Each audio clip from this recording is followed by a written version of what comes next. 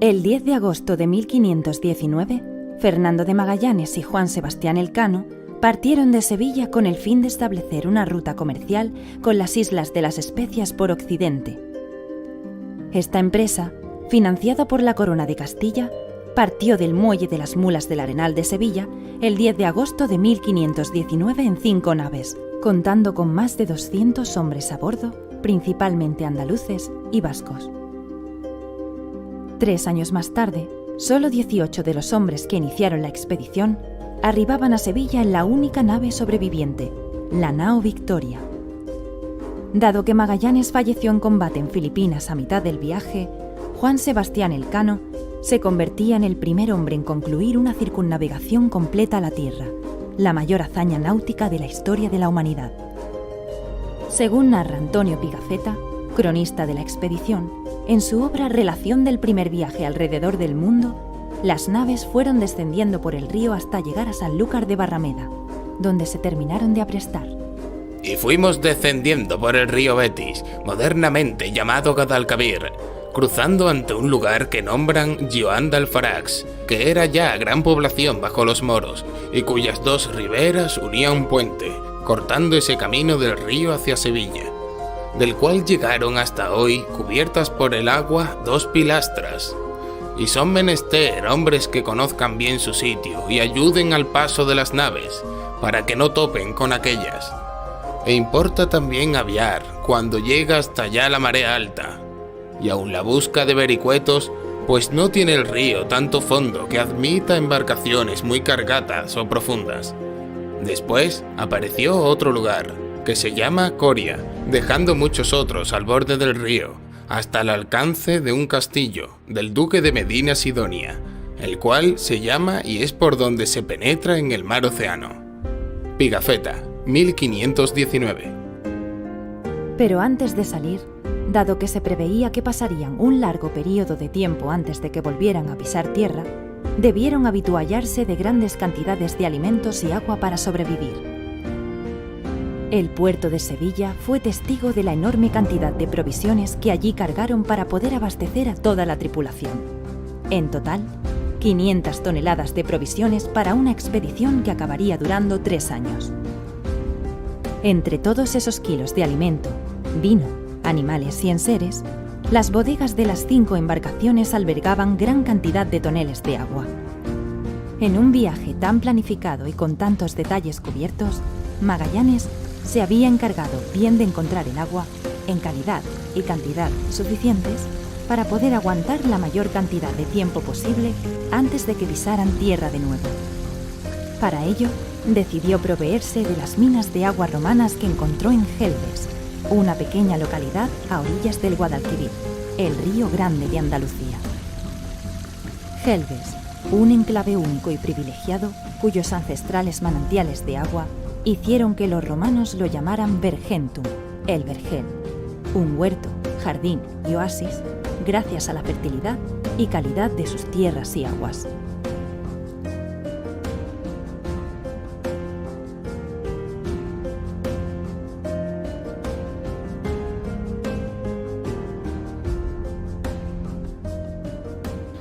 Bueno, pues por el Guadalquivir vamos navegando. Fijaros qué preciosidad de río, el Guadalquivir, que los primeros habitantes de los que tenemos noticias ya lo llamaban Certis. Luego Tarteso, fue variando, cambiando con el tiempo el nombre del río. Tarteso lo llamaban los griegos, los fenicios, por la cultura tartesa que había aquí tan importante. De hecho, en los 12 trabajos de Hércules, Hércules remonta el río Tarteso en busca del rey Herión para robarle sus toros.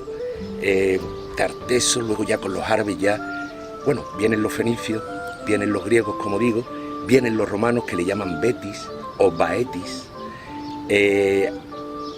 Sigue con ese nombre hasta que ya tenemos los árabes que le dan un empujón importante al río y que le llaman Guadalquivir, Río Grande, y mantiene hasta la fecha de hoy pues este río, este nombre, ¿no? Deciros que este río ha sido importantísimo en la vida de estas tierras, a nivel europeo, a nivel mundial. Es uno de los grandes ríos históricos. Ya con la época romana, Augusto hizo que esto fuera navegable hasta incluso Córdoba, que estaría al norte, siguiendo el río arriba, al norte llegaríamos a Córdoba.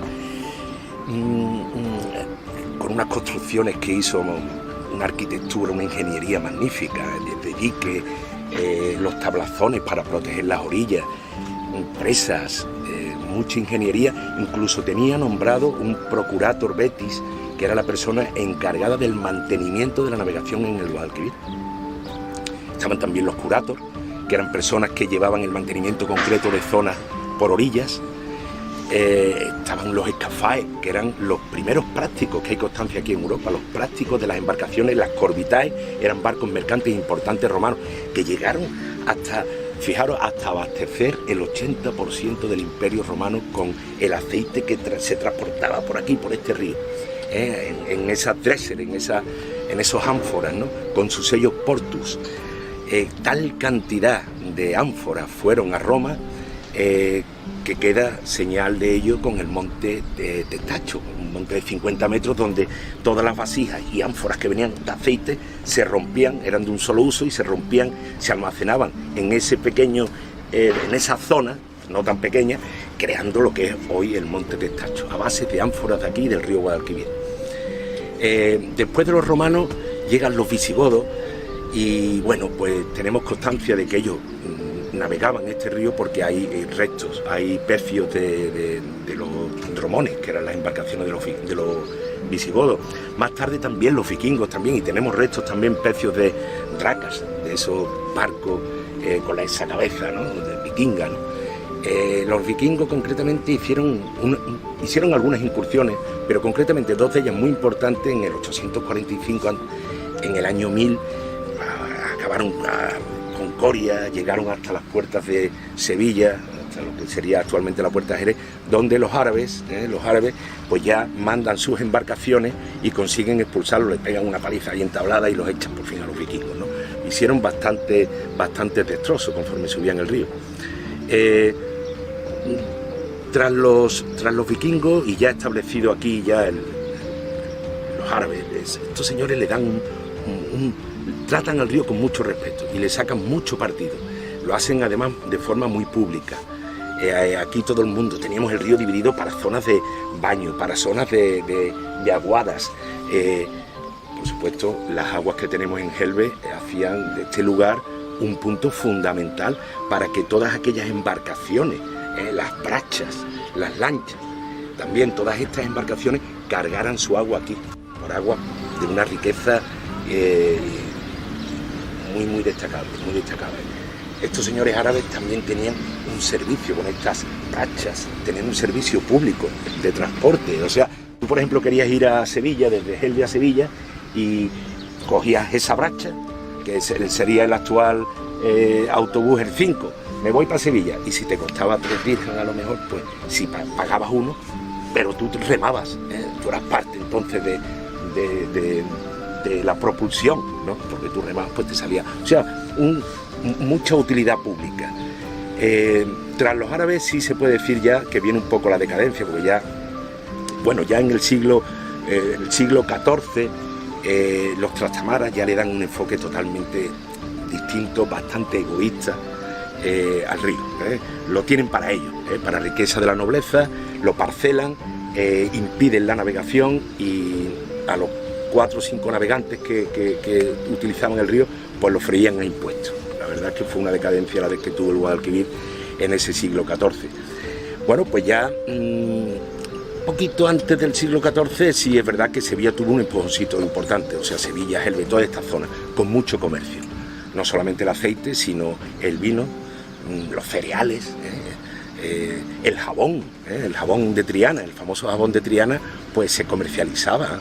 Y teníamos también aquí unas líneas que iban directamente a Algeciras, unas líneas de navegación fluviales hasta Algeciras, que tardaba 5 días. Mucho comercio con Pisa, con Génova, con Flandes, con Inglaterra. Pero como digo, ya en el siglo XIV la cosa empieza a caer, y en el siglo XV parece que renace un poquito la historia. Empieza otra vez, volvemos un poco a que haya actividad económica, y tenemos ya muchos armadores sevillanos de nombre importante, que se dedican pues a hacer transportes de mercancía a distintos puntos de Europa. Son armadores de aquí, de esta zona. Por fin llegamos al siglo XVI, el siglo de oro, donde ya nos convertimos en puerta de América. Todo el comercio que iba a América o venía de América, como sabéis, tuvo que pasar por donde nosotros estamos pasando. Deciros que aquí, donde nosotros estamos, pues cuando parten de Sevilla las 5 naves para la expedición de Magallanes, de la vuelta, bueno, de las especierías, ¿no?, en busca de las Molucas, pues aquí concretamente las 5 naves hacen una parada y los capitanes desembarcan subiéndose en sus barcos luengos, donde regresarían, les harían regresar todos los oficiales y capitanes, entre ellos Magallanes, que era el capitán general, viajan de retorno a Sevilla. Las 5 naves siguen su camino y llegarán hasta Sanlúcar, donde regresarán ahí los capitanes pues prácticamente un mes después, ¿no? Y aquí, en este punto, se hace ese desembarco. Tras ese siglo de oro tan rico, donde podemos contar 17 puertos en el Guadalquivir, 17 o 18 o 16, pero 17 eran muy importantes, 17, entre ellos el puerto de las Nueve Suertes. Aquí se calafateaba, había astilleros, había una actividad Coria, la Puebla, una actividad comercial impresionante. Un momento de esplendor, y tras ese momento de esplendor, ya sabéis que al principio ya del siglo XVIII, pues ya se pierde este comercio con las Américas, pasa la Casa de la Contratación a Cádiz y ya llega la decadencia de nuevo en el Guadalquivir, donde poco a poco se trata de optimizar y optimizarlo de forma que sea rentable, un poco o algo más rentable económicamente hablando, en tiempo y en dinero. Se empiezan a construir las cortas. Se dicen, bueno, a ver, señores, este río que ha tenido a lo largo de su historia el inconveniente de esas avenidas que manejaban todo, ¿no?, y que pues tanta muerte y tanta tragedia y desgracia, ¿no?, ocasionó aquí en los poblados y a las orillas, en los pueblos estos de ribera, pues se tratan de eliminar o de sofocar un poquito con la construcción de cortas, eliminándose así los meandros. Esas cortas, que destaca la primera ya que se hace en 1795, que es la corta de la Merlina, que daros cuenta que nosotros pasábamos por Coria y tenía ese meandro de las Merlinas de 10 kilómetros, que es sustituido por la primera corta que se hace, que son 600 metros. De hecho, he tenido ocasión de con mis manos tener legajos en el archivo de India, y donde he podido leer en diarios de navegación el oficial refrendando la frase de Coria de día, 10 de la mañana, Coria de noche, 23 horas, o sea, que volvían al mismo punto de Coria y habían empleado pues prácticamente un día de navegación.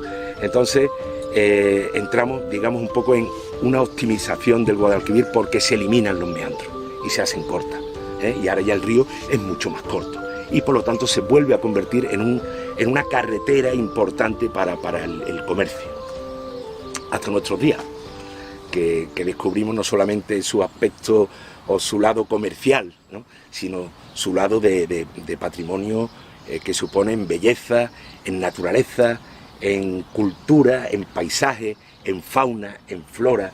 Aquí nosotros, si nos remontamos hace 400 años, teníamos unas marcas, lo que se llamaban los cepos.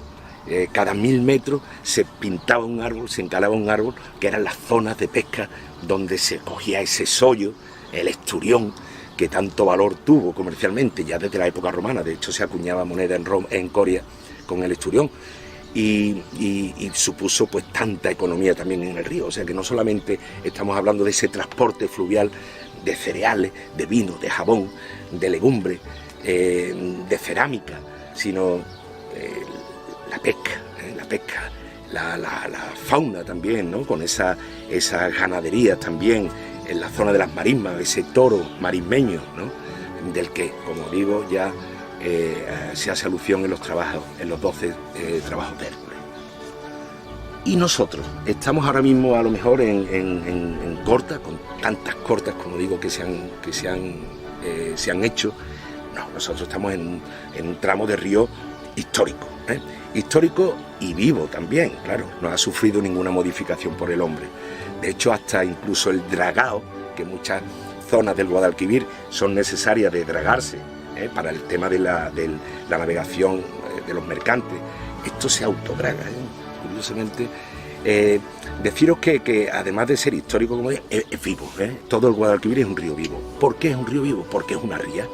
Nosotros hasta Alcalá del Río, que está la presa, desde aquí hasta Chipiona, 50 millas, otras 11 o 12 millas hasta Alcalá del Río, todo es ría. Ría porque no hay pendiente, quiere decir entonces que estamos sujetos a las mareas. Esa es la razón por la que nosotros vamos navegando ahora mismo sin máquina y vamos a la deriva, porque la corriente nos lleva para allá, porque la marea está subiendo. Bueno, pues este tramito, desde la Corta del Verde hasta la Corta de Tablada, este tramo que, vuelvo a decir, insisto, porque hay que resaltarlo, ¿no?, que es histórico y vivo, este tramo tiene la orientación norte-sur, es prácticamente el único que tenemos aquí en este Guadalquivir.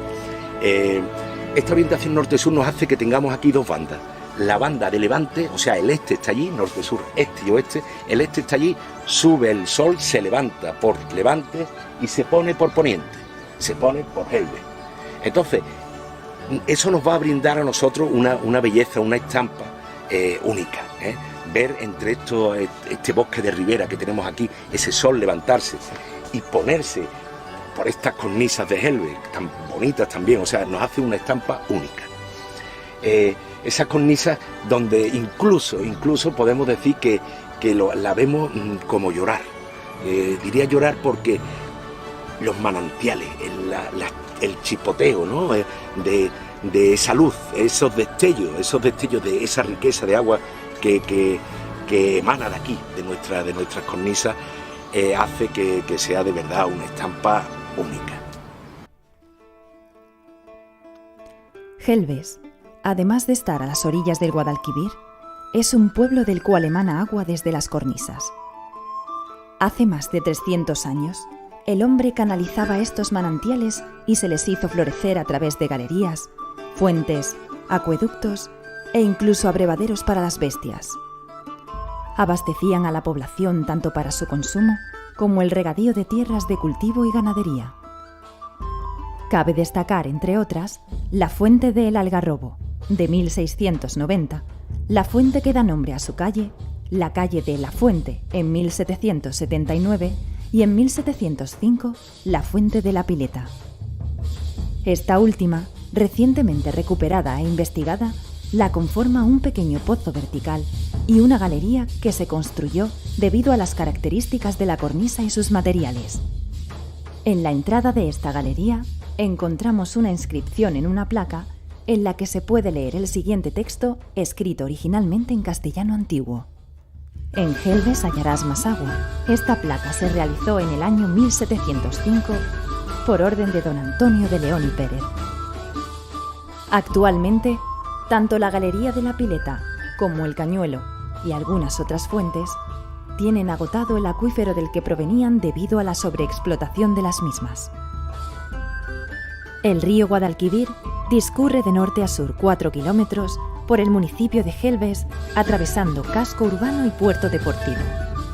El río Guadalquivir, tanto a su paso por Gelbes como en todo su trayecto, ha ofrecido durante siglos sus servicios a numerosas culturas que se han asentado en nuestra ribera. Tiene un alto valor en el campo económico, ambiental, turístico y cultural.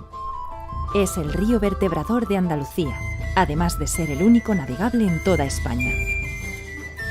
Nuestro río, con un importante tráfico fluvial, da mucho valor a Sevilla a nivel paisajístico o turístico, por lo que es muy importante su conservación y preservación.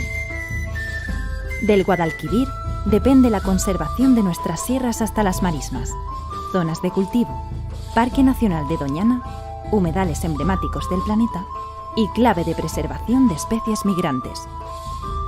Nuestro río es una fuente inagotable de servicios ambientales, agua limpia, defensa contra las inundaciones, recursos pesqueros o agrícolas, turismo, salinas y conservación del litoral. Actualmente existen más de 883.000 hectáreas de cultivos de regadío en la cuenca del Guadalquivir. En el Bajo Guadalquivir es frecuente el cultivo de arroz, del cual hay más de 35.000 hectáreas. Por eso mismo, por la riqueza que durante toda la vida nos ha aportado nuestro río, debemos estar concienciados de la importancia de mantener el entorno del Guadalquivir libre de residuos y de catástrofes ecológicas. Para concluir, Antonio Machado, nacido en Sevilla, escribió varios versos sobre el Guadalquivir, entre los que están los siguientes. Oh, Guadalquivir, te vi en Cazorla nacer y en Sanlúcar morir. Un borbollón de agua clara debajo de un pino verde. Eras tú que bien sonabas, como yo, cerca del mar. Río de barro salobre, sueñas con tu manantial. Antonio Machado.